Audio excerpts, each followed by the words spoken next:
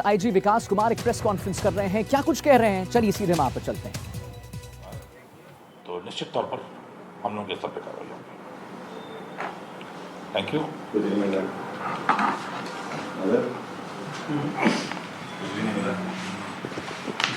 Sir 2 minute खड़े हो जाएंगे। 2 मिनट खड़े।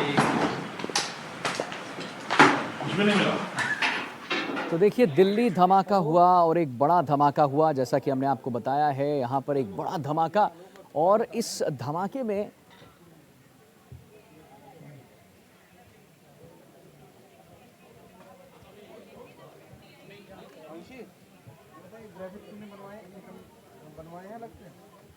चलिए हमारे साथ एटीएस आईजी विकास कुमार जुड़े हुए हैं और हमारे सुशांत पारिक जो इनपुट एडिटर हैं उनके साथ जुड़े हुए हैं। जरा देख लेते हैं कि क्या बात था।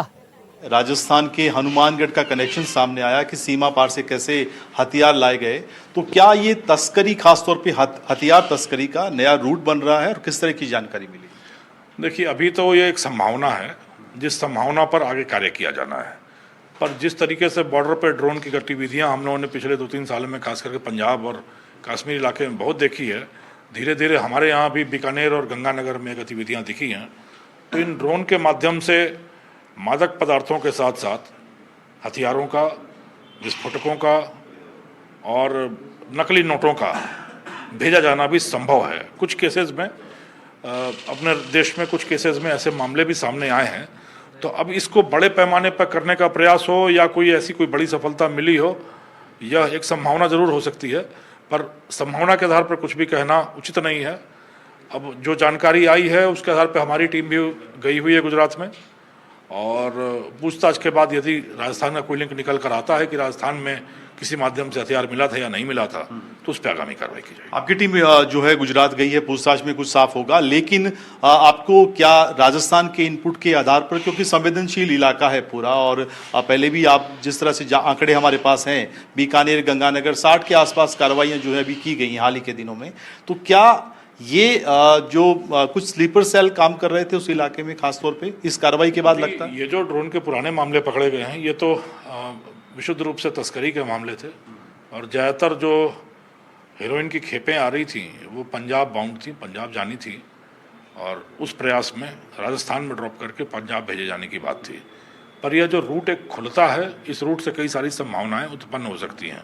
कुछ ना कुछ स्थानीय स्तर पर भी लोग जुड़े होते हैं, इनके एजेंट होते हैं, जो संकेतों का आदान प्रदान और फिर माल को सुरक्षित रखना और फिर देना, इस तरह का काम करते हैं। तो उस पर आप देखेंगे एनटीएफ ने भी हाल में बहुत ज़्यादा काम इस पर शुरू किया है, और एटीएस के स्तर पर भी कार्रवाइयाँ चल रही हैं, संयुक्त रूप से चल रहा है। इसके अलावा जो सेंट्रल एजेंसियाँ हैं, बीएसएफ है और बाकी सारी एजेंसियाँ हैं, हम सब मिलकर इस संभावना को नकारने और निर्मूल करने के लिए कटिबद्ध होकर कार्य कर रहे हैं। लग रहा है आईएसआईएस का कोई मॉड्यूल काम कर रहा है राजस्थान में? मैं ऐसी बात नहीं कह सकता कि कोई मॉडल काम कर रहा हो। जैसी सूचनाएं आती हैं एटीएस उस पर कार्रवाई करती है। आपको ध्यान होगा कि एक इनपुट आया था कि महत्वपूर्ण प्रतिष्ठानों पर सेना के बेस में लोग जा सकते हैं और कुछ हो सकता है, उस पर एटीएस ने बड़ी अच्छी कार्रवाई की थी। अभी ओसामा वाला मामला सामने आया कि जो एक व्यक्ति अंतर्राष्ट्रीय ग्रुप से जुड़कर उनके साथ कार्य कर रहा है, उस पर भी कार्रवाइयाँ की। तो इस तरह की जब सूचनाएँ आती हैं तो एटीएस बड़ी मुस्तैदी से उन पर कार्य करती है, पूरी राजस्थान पुलिस कार्य करती है। जो आप कह रहे हैं उस पर हाँ या ना कहना मेरे लिए संभव नहीं, क्योंकि हमारे पास कोई ऐसा इनपुट नहीं है। हम लगातार प्रयास करते रहते हैं चीज़ों को खंगालने का, तो ऐसी कोई विशेष चीज़ हमारे पास आई हो मुझे नहीं लगता। मौलवी ओसामा को फिर से पेश करके 4 दिन का रिमांड लिया है। फ़ोन जो है बड़ा महत्वपूर्ण डिवाइस था, और कुछ इनपुट मिल पाया है? एफएसएल की रिपोर्ट आई। देखिए, अंतर्राष्ट्रीय स्तर पर जो इसका जुड़ाव था, वो जा तो यह पहली बार रहा था विदेश, इसके पहले सारा जुड़ाव सोशल मीडिया और ये वॉइस ओवर इंटरनेट प्रोटोकॉल, इन सारी चीज़ों के थ्रू ही था। तो अब इन चीज़ों की सारी जानकारी जो है वो उस ब्लैक बॉक्स में फ़ोन में है। तो उस फ़ोन से जो बेसिक डेटा निकलेगा एफएसएल के माध्यम से, उसके बाद हमारी पूछताछ का और हमारे अनुसंधान का सिलसिला एक गति पकड़ेगा। तो वह कवायद चल रही है। वह आ जाने के बाद, अभी हमने 4 दिन की पीसी ली है, और वो आने के बाद मैं समझता हूँ कि परत दर परत इसकी मनोभावना, इसके द्वारा रची गई विचारधारा, इसके द्वारा किए गए कार्यकलापों का सबका एक बार खुलासा हो सकना संभव होगा।